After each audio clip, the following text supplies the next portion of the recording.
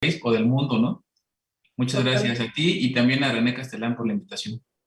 Gracias. Y sí, bien como lo dices, a través de estos foros y de este medio tecnológico es como hemos tratado de tener un acercamiento con todo el personal docente, los estudiantes de derecho, servidores públicos y público en general, y pues se ha facilitado mucho, ¿no? Y se ha cumplido un poco más el objetivo que tiene esta revista, que es poner el conocimiento en todas las personas. Voy a dar algo de tu currículum, doctor. Bien, el doctor Víctor Santiago Serrano Contreras, él es catedrático de la Facultad de Derecho de la Universidad Nacional Autónoma de México, de la cual me congratulo ser también yo egresada.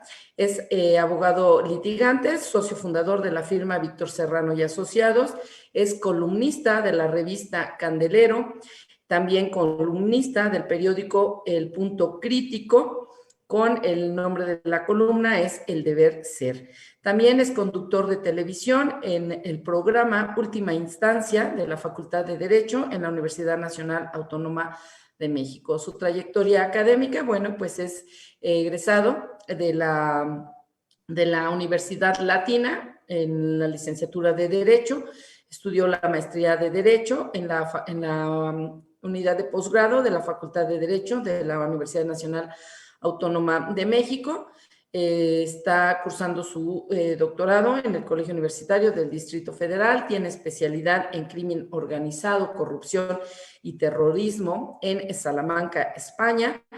De igual manera, está como subdirector de Asuntos Penales en la Dirección Jurídica del Instituto Nacional Electoral. Bien, doctor, pues te agradezco nuevamente la presencia el día de hoy. Y bueno, como bien les referí, el tema es el lavado de dinero. Y bueno, pues vamos a empezar con eso. ¿Qué te parece si nos vas exponiendo cuáles son esas acepciones que se le da a este delito de lavado de dinero? Sí, muchas gracias, nuestra de antemano, pues gracias por el antecedente, pero sí ya hace algún tiempo que ya estamos, que ya dejamos estar en el INE, ahora ya estamos de otro lado para ver ese contexto ahora de que estemos afuera, pero siguiendo también el tema electoral muy de cerca, y bueno, pues con la experiencia que también nos ha servido de haber estado en el INE. Pero fíjate que es muy interesante el tema del lavado de dinero, porque si bien es cierto, se comete a nivel mundial, ¿no? Y ahorita vamos a hablar precisamente de qué es un delito transnacional y explicarlo por qué se considera esa naturaleza. En varios países, pues se tiene diferentes connotaciones, pero de entrada podemos decir que tiene esa connotación de lavado de capitales, lavado de activos, blanqueo de dinero, legitimación de capitales, blanqueo de capitales. Y en nuestro país, pues nosotros siempre queremos ser diferentes.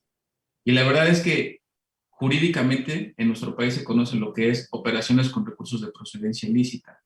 Y la verdad es que es muy importante explicarle a tu auditorio por qué la importancia de establecer estas excepciones.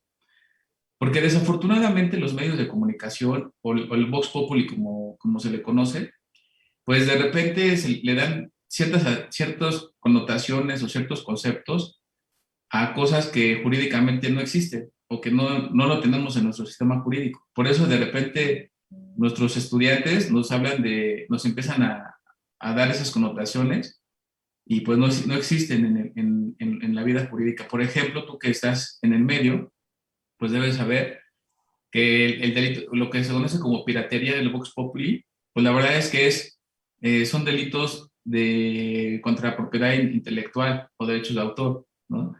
Nosotros jurídicamente sabemos que la piratería pues es el asalto a buques, a embarcaciones, cuando pues el Vox Populi sabemos que son esa reproducción de discos piratas, ¿no? Como coloquialmente se le conoce. Por ejemplo, el delito de narcotráfico, que en realidad en nuestro sistema jurídico mexicano no existe el delito de narcotráfico, existen delitos contra la salud. Claro. Entonces, por eso es muy importante pues tener saber estas diferencias, que cuando nos hablan de lavado de dinero, lavado de capitales, en nuestro sistema jurídico, pues es simple y llanamente operaciones con recursos de procedencia ilícita. Entonces, pues sí, considero importante que se sepa diferenciar estos conceptos y saber cuál es el que jurídicamente es adecuado, ¿no? Exacto, tienes toda la razón. A veces se trata de meter en esta acepción del delito de lavado de dinero hay una diversidad de actividades que a veces pues no caen como tal en lo que es realmente el lavado de dinero. ¿Cuáles son los orígenes del lavado de dinero, doctor? Pues fíjate que eso también está muy, muy interesante porque como siempre los norteamericanos siempre sientan precedente a nivel internacional. Este tema de lavado de dinero nace a partir de los años 20, cuando pues, te recuerdas aquellas mafias que de Al Capone y temas de esa naturaleza. El tema del lavado de dinero nace porque la mafia, en aquel entonces estadounidense, crean un mecanismo en donde empiezan a hacer lavanderías, precisamente, en donde todo el producto obtenido de actividades ilícitas como la prostitución, la extorsión, el tráfico de armas, el alcohol que en aquel entonces estaba prohibido, todos esos recursos que se obtuvieron, pues en realidad los quisieron, o más bien los hicieron legítimos, haciéndolos parecer como que eran ganancias de esas lavanderías, ¿no? Y tú sabes que, por ejemplo, en Estados Unidos, pues hay muchos negocios de eso. Las monedas que se echan, pues en realidad pues, es un dinero circulante que en realidad no tiene un control financiero. Y en aquel entonces, pues mucho menos. Entonces es algo novedoso y por eso es que los Estados Unidos pues reconocen el tema del lavado de dinero derivado de estas actividades de las mafias. Luego, en los años 70, eso estamos hablando de los años 20, cuando empezó esta connotación. En los años 70, precisamente con el incremento de la venta de droga, pues empieza ya a tratar un poco más el tema jurídico sobre el tema del lavado de dinero. Ya para 1982 fue el primer juicio que se hizo en Estados Unidos y que se utilizó en este primer caso de lavado de dinero, y fue un caso precisamente sobre el tema de dinero que provenía de Colombia, precisamente por el tráfico de cocaína. A partir de ese momento, pues ya se genera ese concepto de lavado de dinero y que, bueno, pues nosotros y a nivel internacional hemos adoptado. Y bueno, pues ese es el origen propiamente del tema del lavado de dinero, que creo que es muy interesante saberlo, ¿no? Sí, claro, y como bien lo dices, ¿no? Se da en sus inicios, precisamente, ¿no? En Estados Unidos, donde todas esas actividades ilícitas las tratan de aterrizar en esos establecimientos dedicados a lavar, y como lo dijiste, ¿no? Esas moneditas que entraban, pues no eran objeto de una fiscalización, por así decirlo, y ahí pues se metía todo, ¿no? Es muy correcto.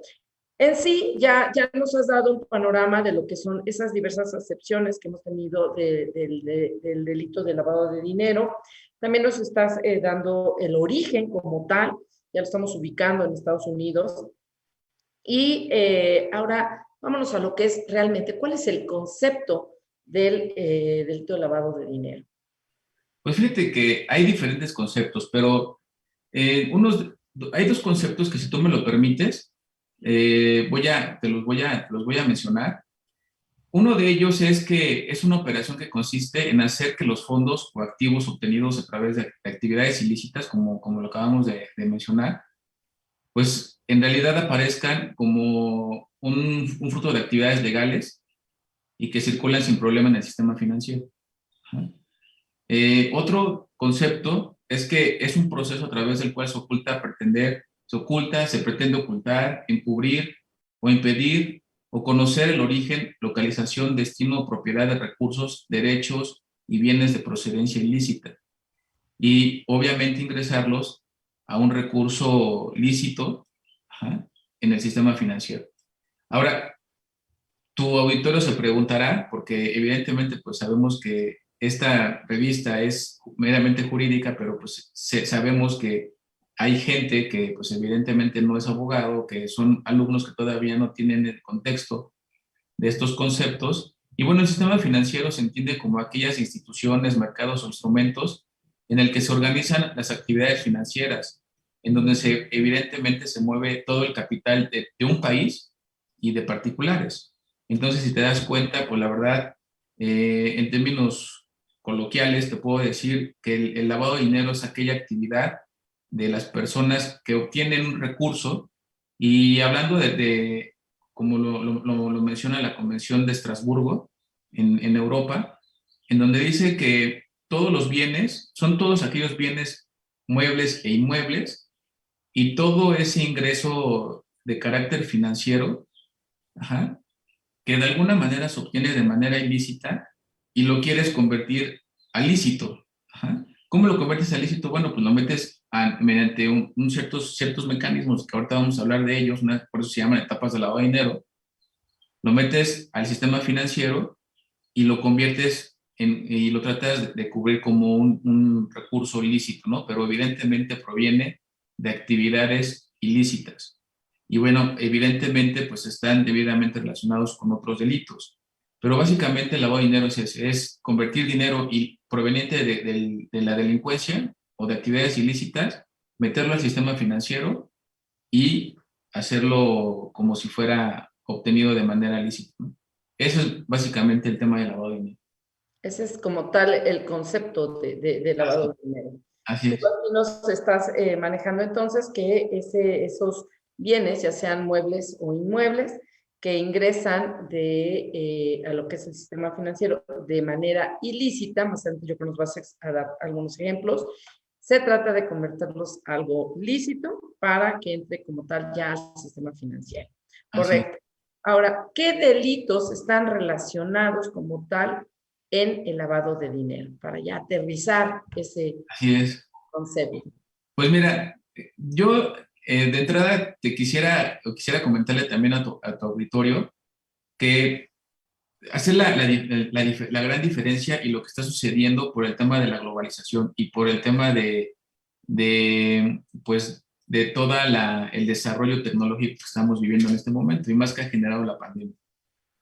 Existen delitos que se cometen en un país que se llaman los delitos nacionales y los delitos transnacionales, que esos delitos transnacionales implican que no solamente una organización criminal tiene operaciones y tiene actividades ilícitas dentro de un solo país, sino abarcan varios países esas actividades ilícitas del crimen organizado. Por ejemplo, muchos, y me imagino que casi todos en nuestro país hemos escuchado el caso del cártel del Golfo, el cártel Jalisco Nueva Generación, el cártel, pues donde evidentemente operaba la persona que se conoce como el Chapo Guzmán, Joaquín Guzmán lo era, en donde pues se veía que su organización criminal no solamente tenía operaciones en México, sino en Estados Unidos, propiamente en Chicago, en California, tenía redes de sus células y obviamente coordinadas con otras organizaciones criminales en Italia. Entonces, ese delito que se conoce a nivel internacional como narcotráfico, nosotros lo identificamos como delitos contra la salud y que de manera reiterada o permanente se convierte en delincuencia organizada, esos son delitos transnacionales. Ahora, hay delitos transnacionales como los delitos cibernéticos. Una persona que está hackeando a otra puede estar en Rusia y le puede estar hackeando la cuenta a una empresa que está ubicada en México, ¿ah? O viceversa. Están los delitos propiamente de tráfico de drogas, el tráfico ilícito de obras de arte, el secuestro, la trata de personas. Ajá. O sea, también la trata de personas, pues es evidentemente una actividad ilícita que, no obstante que el objeto del delito son los mismos seres humanos, pues precisamente la obtención es una ganancia ilícita. El tráfico de armas, el financiamiento del terrorismo, que precisamente es algo preocupante, que a pesar de que pareciera que no tenemos delitos que se cometen de terrorismo en México, tenemos muchos casos en donde el terrorismo y el lavado de dinero está inmerso en México, ¿no? Y os vamos a platicar esos casos. Pero todos esos delitos, evidentemente, más los del narcotráfico, trata de personas y tráfico de armas, está íntimamente relacionado con la obtención de un lucro, de un recurso. Ese recurso precisamente es el que pues se dedica a lavar el dinero, ¿no? Para meterlo al sistema financiero y obviamente pues y utilizarlo para más actividades criminales o simplemente para el enriquecimiento de esa organización criminal, ¿no? Entonces, son estos delitos los que están íntimamente relacionados con el lavado de dinero. Ahora, el tema de que el lavado de dinero, las operaciones con recursos de procedencia ilícita, tengan que ver o sea una consecuencia de estos delitos que acabo de mencionar, no quiere decir que si no existe un secuestro o que si el Ministerio Público no acredita que ese dinero es viene de Chapo Guzmán, por ejemplo, no quiere decir que los que están relacionados con lavar el dinero de esa organización criminal no van a ser sancionados. ¿Por qué? Porque es un delito autónomo. Ajá. Esto implica que no necesitamos acreditar otro delito fehacientemente, sino que simplemente tengamos que ese dinero viene de procedencia ilícita y el hecho de que alguien intente meterlo al sistema financiero a través de las etapas del lavado de dinero para convertirlo o disfrazarlo como dinero legal, a esa persona se le va a sancionar. Entonces, esa es la característica del lavado de dinero. No depende de otro delito para que pueda ser sancionado.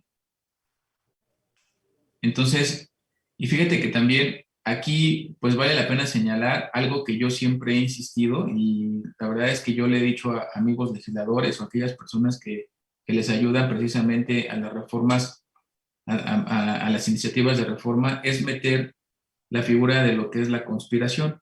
En el Código Penal Federal tenemos la conspiración como ataque al Estado, como algo así como un grupo que quiere afectar al Estado. Esa es la figura que tenemos como conspiración nosotros.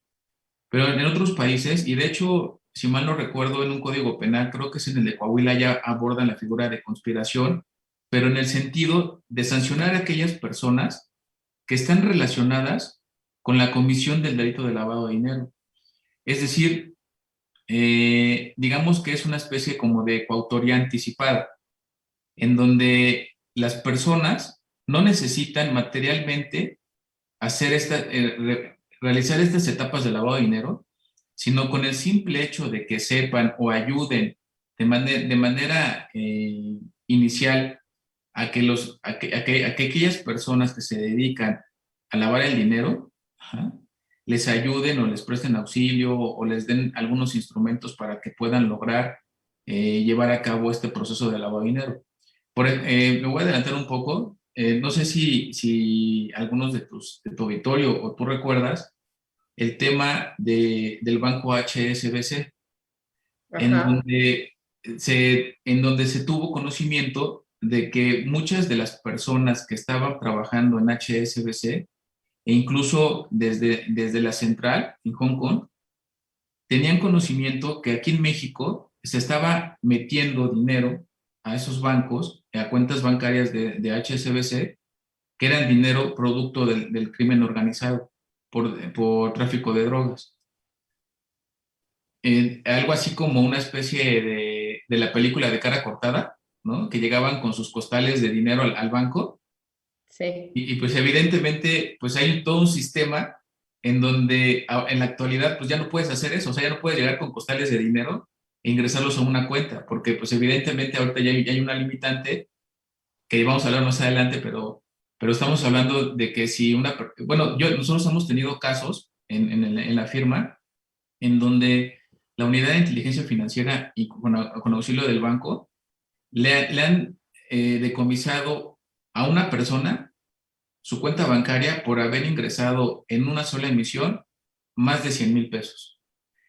Imagínate aquella persona que llegue con costales de dinero, pues evidentemente va a ser plenamente identificado, ¿no? Pero en este caso de HSBC, pues no fue así. O sea, pareciera ser que sí llegaron con esos costales de dinero y nadie lo reportó, ¿no?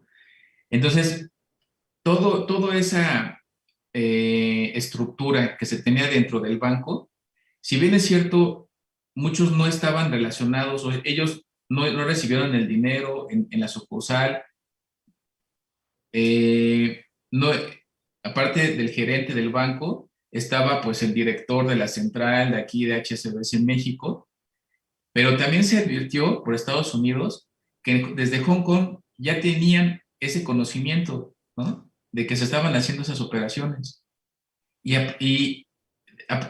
Tuvieron conocimiento y nunca lo denunciaron. Y pareciera ser que ellos fueron los que también participaron en la autorización de ese ingreso de esas cuentas bancarias. Entonces, si te das cuenta, pues ellos desde Hong Kong no tenían la forma de materialmente llevar a cabo ese lavado de dinero, pero tenían conocimiento. Ellos pudieron haber hecho todo para hacerle el conocimiento al gobierno mexicano de que estaban haciendo esas operaciones.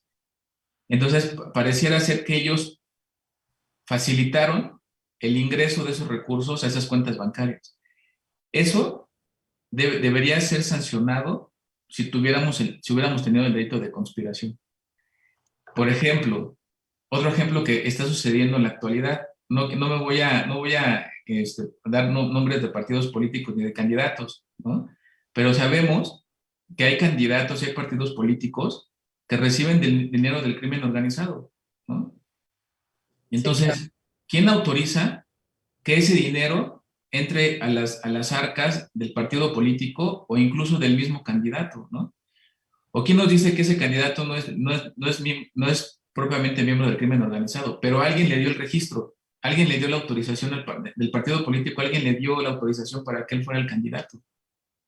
Entonces, pero desafortunadamente no tenemos este delito porque si no abarcaría toda la estructura, ¿no? Tanto del partido político, quién fue del partido político, quién fue el grupo que autorizó esa candidatura sabiendas de que está recibiendo dinero del crimen organizado. Entonces, creo que este delito ayudaría mucho a combatir, pues, y sancionar a todas esas personas que están relacionados de alguna manera directa o indirectamente con este delito de lavado de dinero. Y no solamente de de todos los demás, que evidentemente no solamente está la persona que materialmente, como se le conoce el autor mediato, que materialmente lleva a cabo la conducta delictiva, sino a todas aquellas personas que están relacionadas con nada más con la planeación. Estados Unidos establece que hay conspiración desde que tú tomas la llamada telefónica y tú les dices, pues te están avisando de que se está cometiendo un delito en tu banco, en tu empresa, y tú no dices nada y eso es conspiración para ellos también, ¿no? O sea, el que también seas omiso en no denunciar y dejar pasar el delito, pues creo que también hay parte de conspiración ahí. Permíteme tantito en interrumpirte, doctor. Precisamente aquí tú nos estás transmitiendo que sería lo ideal, ¿no? Hacer una iniciativa para crear esta figura, no nada más de la conspiración como un ataque al Estado, sino tratándose, aterrizándolo en lo que es este delito de lavado de dinero, poder tratar de meter ahí, uno, como tú bien lo decías, una figura de la conspiración como una coautoría anticipada. Y evidentemente aquí es un tema de mucho estudio, porque la concepción que puedes tener de esa conducta puede ser de acción o de omisión, ¿no? Y entonces estás hablando de, bueno, yo te ayudo, pero si yo tengo un conocimiento y no hago nada, o sea, ahí es un elemento que es algo complicado de acreditar, ¿no? Ese conocimiento. Y por otro lado, en estos ejemplos que nos has manejado, me llama la atención de los partidos, ¿no? Porque entonces me viene a la mente este tema de la fiscalización que se le está dando a los partidos. Ahí, ¿cómo aterrizarías en este sentido? Bueno, eso también es muy interesante y aprovecho la oportunidad para decir que hay autoridades evidentemente internacionales y hay autoridades nacionales que se dedican precisamente a la investigación y al combate a este tema del lavado de dinero. A nivel nacional, pues tenemos la Unidad de Inteligencia Financiera que en este sexenio pues, se ha hecho muy famoso. Antes era casi como una unidad como velada, así secreta. Y bueno, pues ahora parece ser que es la que hace las labores de investigación como si fuera la Fiscalía General de la República. Esta Unidad de Inteligencia Financiera, que pertenece a la Secretaría de Hacienda y Crédito Público, pues es la que en realidad tiene ese mecanismo y esa área de inteligencia y estrategia en donde todos los bancos le tienen que reportar a esta unidad pues todas esas posibles actividades ilícitas o actividades financieras que pueden ser susceptibles de que haya algo irregular, ¿no? Te lo comento porque por una parte está la Unidad de Inteligencia Financiera y por otra parte está el Instituto Nacional Electoral, que por cierto ahorita está pues en el ojo del huracán por diferentes cosas, ¿no? Sí. Y es precisamente el tema financiero el que les está pegando en el INE, porque tú lo sabes, ya van como 5 candidatos, como Félix Salgado Macedonio en Guerrero, que precisamente uno de los fundamentos fue que él no declaró a tiempo, ¿no? Sí. Sus recursos en las precampañas. Pero también existe otro problema. Cuando el gasto, si rebasan el tope de gastos de campaña, o también existe la posibilidad de que empresas puedan darle financiamiento a ese partido político o incluso a ese candidato, pero todas esas empresas que le aportan dinero a esos candidatos o al partido político deben de estar registradas en una lista de acreedores, como se les llama, en una lista que tiene el Instituto Nacional Electoral. Puede estar esa empresa o esa organización que le proporciona esos recursos al partido político, o puede no estar, ¿no?, registrada como acreedor. Si no está registrada y de repente el partido político o el candidato en su informe de gastos reporta o da una factura de esa empresa que no está en esta lista de proveedores, pues ahí hay algo irregular, ¿no? Y evidentemente el área de fiscalización tiene que verificar, pues, la legítima creación de esta empresa y ver si esos recursos de entrada son legales, y aparte, si esos recursos fueran legales, pues qué tanto rebasa el tope de gasto de campaña de esos partidos o de ese candidato, ¿no? Pero imaginémonos que sí está registrada en ese catálogo de acreedores del INE. También, si hay ciertos gastos o ciertos montos que esas empresas no deben rebasar para darle a ese candidato o a ese partido político. Si lo rebasa, o si hay algo irregular en las facturas que emitan, porque ahí también es el tema, el INE empieza a revisar a través de la unidad de fiscalización que se llama. Esa unidad de fiscalización, pues, tiene que revisar todo lo que tiene que ver con esa empresa. Y entonces, ¿cómo lo revisa? Pues ellos tienen toda la facultad de preguntarle al SAT, al Servicio de Administración Tributaria, que también es de la Secretaría de Hacienda y Crédito Público, y si hay algo irregular, también le pueden pedir apoyo a la Unidad de Inteligencia Financiera. Porque acuérdate que la Unidad de Inteligencia Financiera, le recuerdo al auditorio que ellos tienen toda la información que le reportan los bancos, o todas las instituciones de crédito, o todos los que se dediquen a los fideicomisos. O sea, todo lo que sea el sistema financiero, a ellos le tienen que reportar. Luego, entonces, ellos conocen perfectamente quiénes son las empresas, quiénes son las instituciones de crédito, quiénes son los bancos. Y hace 2 años, me parece, el INE y la Unidad de Inteligencia Financiera firmaron un convenio precisamente de colaboración para intercambiar información, precisamente cuando haya temas de posible operaciones con recursos de procedencia ilícita o financiamiento ilegal de las campañas políticas. Ahora, ¿por qué hablar de empresas propiamente? Pues porque recordemos que el lavado de dinero, uno de las actividades que realiza para lavar todos esos recursos es crear empresas fantasma. Esas empresas fantasma, pues, se crean, ¿no? No tienen propiamente una actividad o una actividad propiamente de esa empresa, sino todo ese recurso ilícito, al crear esa empresa, pues hacen parecer que ese recurso que proviene de manera ilícita y de otro origen, pues lo hacen parecer que derivado de esa actividad que está haciendo esa empresa, pues ya se convierte en legítimo, ¿no? Entonces, ese dinero que pareciera ser que es de actividad lícita derivado del objeto de esa empresa, pues es la que se va a las campañas políticas también, ¿no? Entonces, todo ese análisis, pues lo tiene que iniciar el INE a través de la unidad de fiscalización, cuando vean que son facturas que esa empresa fantasma le está dando al partido político, al candidato, y de repente el INE empieza a investigar y ¿qué crees? Pues esas facturas son de esta empresa, y resulta ser que esta empresa ni siquiera ha declarado en el SAT desde hace 2 años o desde su creación, ¿no? Entonces, pues todo ese esquema de financiamiento ilícito a las campañas, pues se advierte derivado de todo ese análisis que hacen, pues básicamente los contadores en la unidad de inteligencia, en la unidad de fiscalización del INE, con auxilio y en colaboración con la unidad de inteligencia financiera. Okay. ¿Qué otras actividades también son vulnerables de lavado de dinero? Ya nos mencionaste ahí algunas. ¿Qué otras? Nos hablabas de las transnacionales. Pues mira, son diferentes. Una de ellas está, pues, los juegos, los juegos de apuestas, los casinos, las comercializaciones precisamente de tarjetas de crédito, los cheques de viajero, el desarrollo inmobiliario, eso es el pan de todos los días. Entonces, la construcción, ¿no? Las empresas de construcción, bueno, pues hasta de fútbol, ¿no? Ya también tenemos los casos de la FIFA y de otros, de unos empresarios que han comprado equipos de fútbol y pues ahí meten el tema de lavado de dinero, ¿no?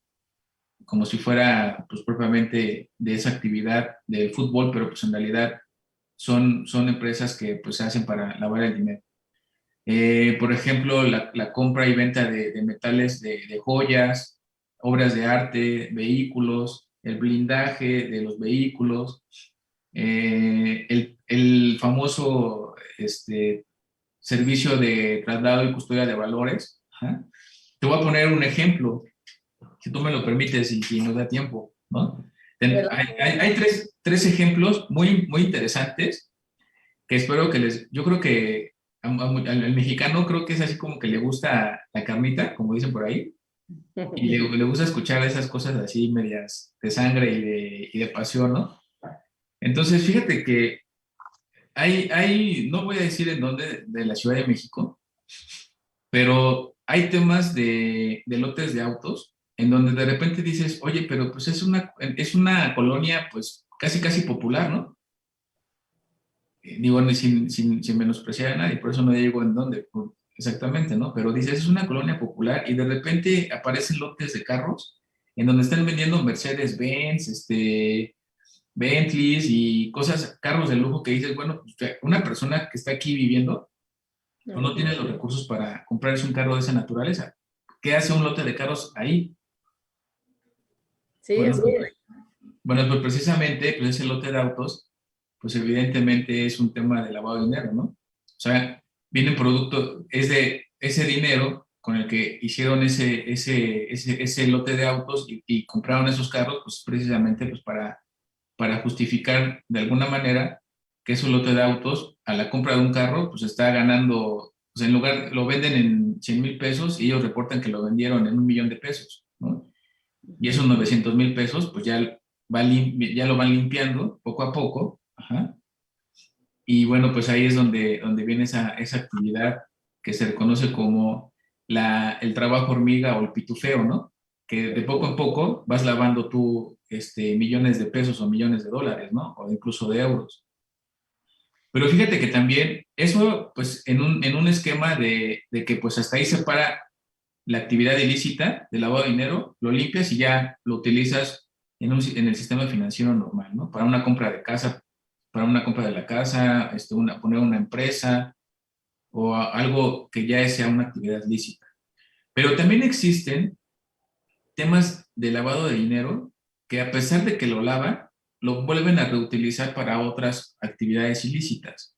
Sí, ya nos comentaste bien eso. Tú, tú recordarás, por ejemplo, y a lo que voy es que hubo un caso en donde se crea una empresa fantasma donde reporta ingresos, ¿no? Esa empresa fantasma compra una casa y resulta ser que esa casa está enfrente de un centro penal donde se escapa una persona, tú la recordarás para ya no decir nombres, se escapa una persona por abajo de la tierra, ¿no? Y resulta ser que esa casa la compró esa empresa fantasma. Ajá. Y entonces cómo se dieron cuenta de todo ese esquema de recurso de procedencia ilícita y de que ahí se compraron la empresa, la casa y se financió todo eso? Pues porque resulta ser que esa empresa, que fue creada me acuerdo, por 3 personas, todavía tuvieron el descaro de pedirle al SAT que les devolviera. Tú sabes que cuando pagan ya pues, el ejercicio fiscal de tal año, ¿no? Pues si facturas y todo ello, pues tienen que devolverse esta cantidad derivado de todo lo que tú generaste, ¿no? Pues ellos todavía tuvieron la osadía de pedirle al SAT de que les devolviera, ¿no? Porque ellos tenían saldo a favor. Y entonces el SAT, pues la verdad es que en aquel entonces estaba un gran amigo que pues evidentemente se metió a fondo, mi amigo ahí de lavado de dinero, y él se dio cuenta que fíjate hasta dónde alcanzan esas estructuras. Resulta ser de que esas personas al crear la empresa, evidentemente pues la protocolizan ante notario público, exhiben una credencial del INE y resulta ser que la credencial del INE sí era auténtica. O sea, sí, el INE sí la había expedido. Pero ¿sabes cuál fue el tema? Porque el INE y el SAT se fueron más allá y entonces empezaron a arrastrarla por el tema del acta de nacimiento. Y resulta ser que el acta de nacimiento sí era auténtica, pero se había acordado en el Estado, en el registro civil, que le dieran esa acta y que la metieran en tal libro. Ajá. Ok. Entonces, en realidad todo empezó a partir de la actividad ilícita del registro civil que les dio esas actas de nacimiento, aunque sean auténticas, pero con datos falsos. Entonces, todo se fue generando una cadena hasta el tema de crear la empresa con el recurso de procedencia ilícita y utilizarlo para todas esas actividades. Imagínate nada más Sí. cómo están operando todo esto. Además, dicho sea de paso, hay organizaciones criminales que ya han comprado acciones de empresas que ya cotizan en la Bolsa Mexicana de Valores.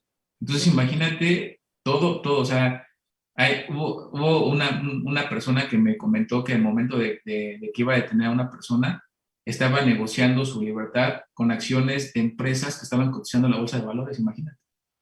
Sí, eso es algo que es muy trascendental y abarca, como tú bien lo dijiste ahorita, ya estás hablando del mercado de valores y de una oficina del registro civil, ¿no? O sea, es desde lo pequeñito hasta lo más grande. Doctor, ¿cuáles son las etapas del lavado de dinero? Fíjate que son 3 etapas muy importantes, que se llama la colocación, la estratificación y la integración. La colocación es precisamente ese objeto de ver en dónde ese producto proveniente de la actividad ilícita lo metes al sistema financiero. Ajá. La estratificación es precisamente, ya ubicaste qué sistema financiero, ahora lo vas metiendo poco a poco y entonces ahí vienen las técnicas de lavado, que es lo que te digo, el pitufeo, la complicidad de funcionario, la complicidad de la banca, el mezclar producto lícito con ilícito, las empresas fantasma. Y la integración, pues evidentemente es ya utilizarlo para algunas otras actividades, como lo que yo te decía. O ya lo compras bienes muebles o inmuebles para ti o para la organización, o lo destinas para financiar otras actividades ilícitas, ¿no? Entonces, estas son las grandes etapas de lavado de dinero y bueno, las técnicas que ya te comenté, pues se utilizan dentro de la estratificación y la integración como el tema de la estructura del pitufeo, ¿no? Que es el más famoso, ¿no? Ok. Entonces, fíjate que también hay un tema que no debemos dejar de platicarlo. Están los delitos fiscales. Una cosa son los delitos fiscales y una cosa son los delitos de operaciones con recursos de procedencia ilícita. El tema de delitos fiscales es precisamente, tú lo ubicarás muy bien, que es el contrabando, y no lo digo por otra cosa, sino porque tú has tenido, me imagino, temas sobre Más. delitos fiscales, ¿no? De contrabando, de defraudación fiscal, evasión fiscal. Entonces, el delito de operaciones de procedencia ilícita no solamente es consecuencia de esas actividades ilícitas previamente, sino también posteriores, ¿no? Porque precisamente es ese recurso, pues evidentemente no siempre se declara, ¿no? O se declara, pero no siempre con los montos reales, sino con montos menores para evidentemente pues no llamar la atención precisamente del sistema de administración tributaria, ¿no? Entonces, esos son esas tres etapas, estimada Nor. Ok, entonces son las etapas de lavado de dinero, son colocación, que es prácticamente la colocación es como una parte de una planeación de dónde Así lo es, vas a ir a meter ese dinero como así tal. es, así es. Y posteriormente viene ya cómo lo vas a hacer, o sea, primero es dónde lo vas a poner, cómo Sí, lo vas a poner y luego ya cómo lo vas a utilizar, ¿no? exactamente, Y así. exactamente. Sí, y la idea es convertir, es convertirlo de ilícito a lícito, ¿no? Y que no te Obviamente con rastreen. ese objetivo, ¿no? De Exactamente. ilícito a lícito. Ajá. Y que no sea rastreado por las autoridades, ¿no? Ok. Bien, precisando entonces, doctor, las autoridades que están encargadas básicamente o donde podríamos detectar en México este ejercicio de un lavado de dinero, ¿cuáles serían? Pues mira, de entrada serían pues todo lo que tenga que ver con bancos, todo lo que tenga que ver pues, con el movimiento de bienes inmuebles e inmuebles, ¿no? Y fíjate que te voy a platicar algo que a mí, yo cuando lo escuché me sorprendió mucho porque ahora están detectando precisamente el lavado de dinero con el tema de las monedas bitcoins que se llaman. Exacto. Fíjate que ahí es un tema que está preocupándose, por lo que se está preocupando a nivel internacional, a nivel nacional, porque tú sabes, como tú bien lo sabes, estas monedas pues en realidad no hay un intermediario como los bancos, ¿no? Aquí, por ejemplo, si hay un movimiento ilícito en una institución bancaria, pues el mismo banco reporta que hay un movimiento irregular por parte de un usuario o un cuentaviente. Pero, por ejemplo, en las bitcoins, pues son intercambios directos de un particular a otro particular. No hay intermediarios, ¿no? O sea, yo puedo negociar algo con alguien que está en Rusia o en China, y pues no hay un control, o sea, es una negociación directa, ¿no? Claro. Obviamente a través de la web, ¿no? Porque son monedas criptográficas. Entonces, pero se han detectado que la Bitcoin, hasta ahorita, si mal no recuerdo, vale ya ahorita como $1,000, algo así, ¿no? Entonces, toda esa actividad ilícita, todo ese recurso ilícito, lo metes en Bitcoins. Ajá. Y esas bitcoins, pues evidentemente pues, tú le vas a mandar a una persona que incluso está en un país de los que se conocen como paraísos fiscales, en donde evidentemente pues tú no tienes que declarar nada, por eso se llaman paraísos fiscales. Además, ahí opera el secreto bancario. Si cualquier autoridad a nivel internacional le pide al gobierno de ese país o a las instituciones financieras que se encuentran en ese país que les reporte si esa persona tiene una cuenta ahí, pues evidentemente ahí nunca les van a dar la información, ¿no? Claro. Entonces, pues todo ese movimiento de las bitcoins se hacen a través de esos paraísos fiscales y bueno, pues ya estando ese recurso como criptomoneda, pues ya es mucho más fácil que se pueda intercambiar productos o bienes inmuebles, ¿no? Incluso, por ejemplo, tenemos casos en donde aquí en México una persona de origen chino, pues estaba utilizando precisamente ese tema de bitcoins Ujú. para financiar misiles iraníes, ¿no? Fíjate. Entonces, también lo están utilizando pues para financiar el tráfico de armas, ¿no? O el financiamiento del terrorismo. Claro. Pero te lo digo porque aquí en México se están haciendo ese tipo de operaciones, ¿no? Fíjate, Entonces, precisamente con lo que estás mencionando, tenemos una de nuestras de las personas que nos están viendo en vivo, es Graciela Saji. Pregunta, ¿México podría volverse un paraíso fiscal debido a la facilidad que hay de salir bien librado de un procedimiento penal por medio de convenios por la impunidad? pues mira, yo sí podremos estar en riesgo, primero por el tema de la corrupción, porque todos los delitos, la mayoría de los delitos, y más estos de lavado de dinero, pues siempre se hace, pues siempre con anuencia de no todas las autoridades, pero de algunas, ¿no? El combate a la corrupción viene íntimamente relacionado con el combate al lavado de dinero. Entonces, si no hay un tema de combate a la corrupción fehaciente y contundente, pues evidentemente, aunque no se reconozca a México como un paraíso fiscal, y aunque existan normas o autoridades dedicadas al combate a la corrupción, definitivamente si existe la corrupción y si existe todavía el lavado de dinero, pues evidentemente se va a convertir en un paraíso fiscal. Fíjate que hubo un estudio que hizo la organización Combate a la Corrupción. Déjame, ahorita te voy a decir, México contra la corrupción y la impunidad. Ellos entrevistaron a Santiago Nieto, y conste que lo estoy citando para que después no me digan que yo lo estoy inventando. El mismo doctor Santiago Nieto, que tú sabes que es el director de la Unidad de Inteligencia Financiera, él reconoce que no hay, que el problema del combate al lavado de dinero, número uno, está en que no todos los bancos reportan esas actividades ilícitas. Claro.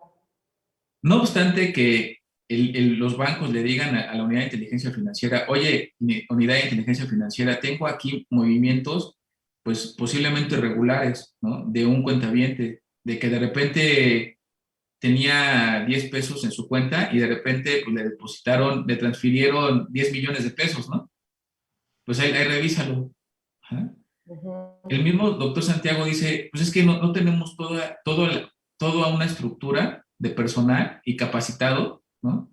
Para poder combatir todo el problema que se puede presentar a nivel nacional, ¿no? Y luego existe otro problema, mi estimada Norma. Nosotros tenemos un gran rezago en el combate a los delitos cibernéticos.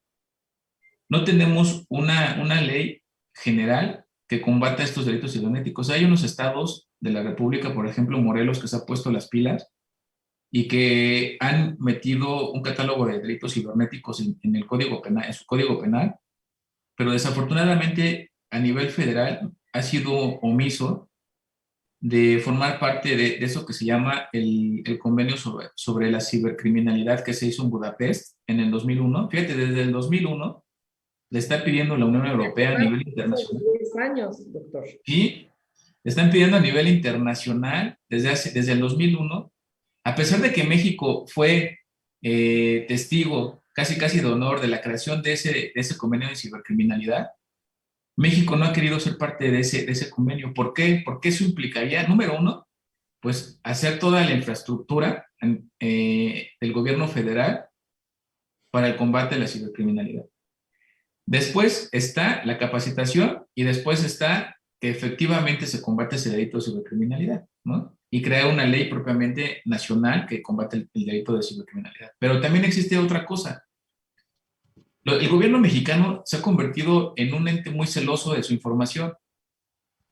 Simplemente tú, si le pides a una fiscalía, dame el número de cuántas carpetas de investigación has iniciado por delito de feminicidio. De entrada la fiscalía te va a decir no, porque es una información reservada. Y dices, caray, pues, ¿de cuándo acá una numeraria es información confidencial o reservada, no? Sí. Entonces, imagínate tú que derivado de la corrupción y derivado de de no querer proporcionar esa información, no se van a someter a un convenio en cibercriminalidad porque ese mismo convenio habla de una cooperación internacional. Y esa cooperación internacional es que si Estados Unidos te pide que le des información del servidor público que aparentemente está o relacionado con operaciones con recursos de procedencia ilícita y o lavado de dinero, o como quieran ustedes llamarle, pues el Estado mexicano, si es un servidor público que actualmente está militante en el partido político actual en el poder, pues ¿tú crees que se lo van a dar? No, claro que no. Sería No, como no, ponerse en el ojo del huracán, ¿no? exactamente. Y aparte, pues desafortunadamente tenemos en nuestra estructura política, no vamos a ser inocentes, en nuestra estructura política, pues la verdad es que está inmersa el crimen organizado. Entonces es algo que pues en realidad al gobierno no le conviene realizar. Luego entonces, pues a la pregunta de la persona que nos dice Las páginas. de Estela, pues la verdad es que, aunque no sea reconocido a nivel internacional que es un paraíso fiscal México, pues yo creo que se está convirtiendo en algo por el estilo, ¿no?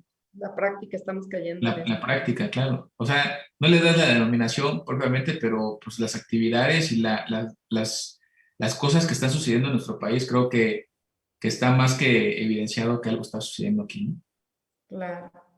Doctor, pues te agradezco muchísimo. La verdad es que sé que este delito de lavado de dinero es algo muy técnico, no es tan sencillo, pareciera por todas esas diversas acepciones que como tú ya al inicio nos manejaste, como que se abre una gama de muchos conceptos, ¿no? Y que en términos coloquiales a veces lo ubicamos en una, en otra y demás, ¿no? Pero yo considero que con la plática que hemos tenido hoy, que nos has manejado, que son las diversas acepciones, sus orígenes, como tal, el concepto, qué delitos, porque ya nos has aclarado que hay unos delitos que están relacionados con el lavado de dinero y no son, como malo teníamos esa acepción, como tal, un lavado de dinero, ¿no? Claro. Pero, y también, bueno, ya nos ubicaste qué actividades son las más relacionadas con este delito y sobre todo estas etapas. Yo reconozco que sí, este es un tema muy técnico, es un tema que no es de fácil, no es muy accesible para la comunidad jurídica. Sin embargo, a través de estos foros es cuando se pretende dar como de una manera más desmenuzada y genérica este concepto. Doctor, por ahí tengo conocimiento que acabas de sacar un libro. ¿Nos puedes platicar un poco de ello? Sí, fíjate que pues ahora con el tema que tenemos del proceso electoral y que pues se va a vivir una jornada electoral pues novedosa porque va a estar en todo el país vamos a tener elecciones, tanto federales como locales. Y bueno, pues derivado de ello, pues también se pusieron nuevos delitos en la Ley General de Materia de Derechos Electorales. Entonces, estos delitos, ¿cuáles son? Pues el de violencia política en contra de las mujeres por razón de género, y el uso de programas sociales con fines electorales. Entonces, yo consideré que la verdad la ciudadanía, pues creo que tiene que saber que pues el hecho de que lo condicionen con un programa social por parte de un candidato o de un gobierno o de un partido político, pues eso es delito, ¿no? Nadie puede comprar el voto, ni mucho menos condicionar esos programas sociales que deben de ser gratuitos. Y aparte, pues un tema que también me ha preocupado mucho y que bueno, pues lo estamos viendo también en los medios de comunicación, esa violencia política, ¿no? En contra de las mujeres. El hecho de que no las dejen votar, no las dejen registrarse como candidatas o incluso registradas como candidatas, pues las quiten, ¿no? Uh -huh. O por ejemplo, las maltraten, no las dejen llegar. O, ya sin decir ahora sin nombres, que utilicen a su hija para llegar, para ponerla como candidata, y te puedo asegurar que una vez que sea elegida como gobernadora de ese estado, te puedo asegurar que alguien más va a gobernar. Eso es violencia política. Entonces creo que fue muy importante. Hicimos un catálogo precisamente de esos delitos. Son aproximadamente 2.800 tipos penales. Solamente de esos dos que te acabo de mencionar, todas sus variantes suman como 2.800 tipos penales, ¿no? Entonces, creo que es muy importante que lo conozcan. Se llama Catálogo de Delitos Electorales y lo tenemos a la venta en Amazon. Pues ya hice mi comercial, pero bueno, creo que es importante que la ciudadanía conozca ese tipo de delitos, que pues, la verdad es que a todos nos afectan, ¿no? Ok, bueno, pues ya tenemos ahí un libro denominado Catálogo de Delitos Electorales, perdón, realizado por nuestro ponente de hoy, Víctor Santiago Serrano Contreras. Doctor, te agradezco muchísimo el tiempo que nos has compartido. De igual manera, agradezco a las personas que nos han recibido en el día de hoy y que también nos han dado un tema. Te mandan saludos de Oaxaca, te mandan saludos Marta Suástegui Gallardo desde Texas. Entonces, bueno, pues sabemos que tienes una función muy importante ahí en la Facultad de Derecho.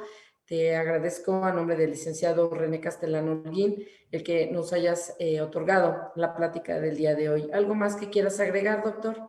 Pues nada más que fue un gusto estar con ustedes. La verdad es que el placer fue para mí y pues muchas gracias. Hazle, por favor, llegar mis más cordiales agradecimientos al maestro René Castelán, a la revista Alex por la invitación y por supuesto a ti, mi estimada Norma, por siempre tomarnos en consideración. Y bueno, pues fue siempre, y siempre ha sido un gusto compartir contigo pláticas a nivel profesional, que la verdad siempre son muy enriquecedoras, siempre se aprende mucho contigo. Entonces, pues más bien para mí es el honor y bueno, pues muy agradecido y esperamos que no sea la última vez. Y pues nada, pues muchas gracias. Muchísimas gracias, doctor. Muchísimas gracias al auditorio de revista Lex Informa. Que pasen una excelente tarde. Hasta luego.